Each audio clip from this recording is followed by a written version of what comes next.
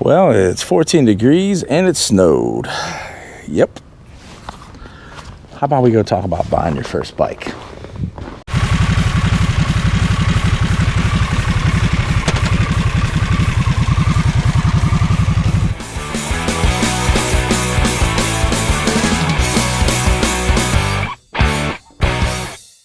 All right, guys, so you're ready to buy your first motorcycle and you don't know if you should buy used, if you should buy new, or if you should go to your grandpa and ask him to get his old bike out of his garage that's been sitting in there since 1985.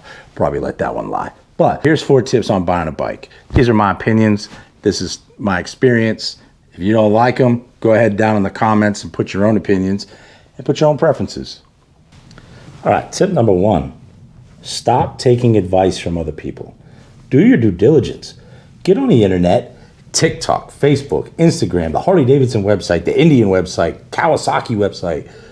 Do your due diligence and do your studying on these bikes. They're all different. It's okay to ask advice from people, but don't take it so literally. And if that person starts off with, "Hey, brother," don't listen to a word he said. Not one. This is your bike. This needs to fit you. So what other people have to say, it's not really that important. They're going to tell you that the bike that you're picking is too big, or the bike that you're picking is too small, or why are you riding a Harley? Why are you riding an Indian? Why are you riding a Kawasaki? That's for you to decide. Number 2, and this is a very important part.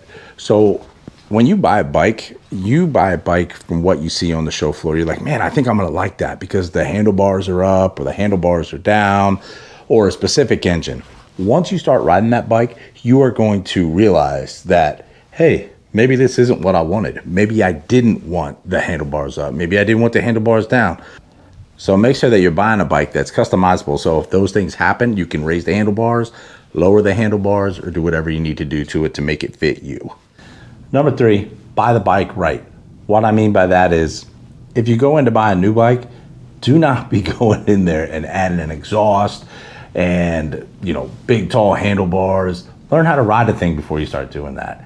Because once you do that, you're going to be what they call upside down.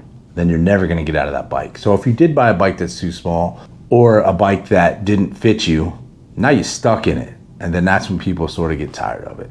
So buy the bike right. All right, number 4, when you're buying this bike, if you are not able to fix it, and this is more for new bikes or used bikes, slightly used bikes, buy a warranty with it. For God's sakes, so a lot of people will buy this bike, they'll get it home, it breaks, then they can't fix it, they don't know how to fix it, and it's like $1,500 to fix, and they're effed. You don't want that. Buy the warranty. Or better, learn how to fix it yourself. Learn how to do oil changes. Learn everything about that bike. At the end of the day, there's a lot of different ways you can buy your first bike. You can go to the dealership, buy it brand new. You can go buy it used.